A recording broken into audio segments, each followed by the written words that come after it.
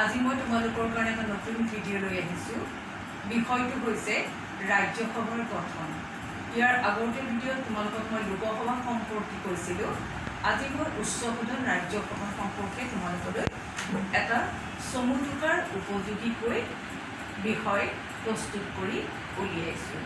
ৰাজ্যসভা হৈছে সংসদৰ উচ্চ সদন। কেন্দ্ৰীয় বিধানমণ্ডল দ্বিসদনীয়। ইয়াৰে উচ্চ সদনক আমি ৰাজ্যসভা বুলি কওঁ আৰু নিম্ন সদনক লোকসভা বুলি কওঁ।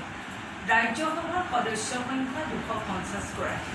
এই 250 গৰাকী সদস্যৰ ভিতৰত 238 গৰাকী সদস্য বিভিন্ন ৰাজ্যৰ পৰা নিৰ্বাচিত কৰি পঠিওৱা হয়। ইয়াৰে 12জন সদস্য নিৰ্বাচনৰ বা মনোনীত কৰাৰ দায়িত্ব ৰাষ্ট্ৰপতিৰ ওপৰত ন্যস্ত থাকে। ৰাষ্ট্ৰপতিয়ে ভাৰতবৰ্ষৰ বিভিন্ন দক্ষ ব্যক্তি, বিশেষকৈ সাহিত্য, কলা, চিনেমা বা খেল জগতৰ বিভিন্ন দক্ষ 12জন ব্যক্তিক ৰাজ্যসভালৈ সদস্য হিচাপে মনোনীত কৰি পঠিয়ায়। এইখিনিতে এটা কুৱেশ্যন আহে যে এটা শ্বৰ্ট কুৱেশ্যন তোমালোকৰ কাৰণে যে ৰাষ্ট্ৰপতিয়ে ৰাজ্যসভালৈ কেইজন সদস্য মনোনীত কৰিব পাৰে আৰু কেনেকৈ মনোনীত কৰে। এইটো এটা ইম্পৰ্টেণ্ট কুৱেশ্যন। ইয়াৰ এনচাৰ তোমালোকেতো পালাই, নহয় জানো?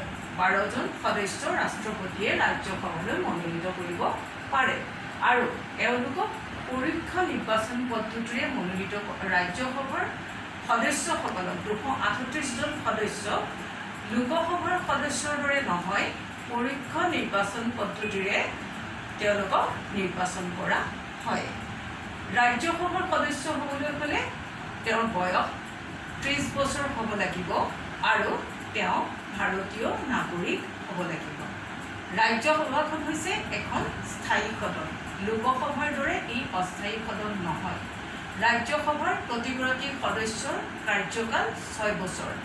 এইখিনিতে এটা কুৱেশ্যন আহে তোমালোকক, ৰাজ্যসভা স্থায়ী সদন নে অস্থায়ী সদন? ইয়াৰ উত্তৰ নিশ্চয়কৈ গম পালা, ৰাজ্যসভা হৈছে স্থায়ী সদন আৰু ইয়াৰ 1/3 সদস্য 2 বছৰৰ মূৰে মূৰে পদ খালী হয় আৰু তেওঁলোকক নিৰ্বাচন কৰি পঠিওৱা হয়। সেয়েহে ৰাজ্যসভা হৈছে এখন স্থায়ী সদন।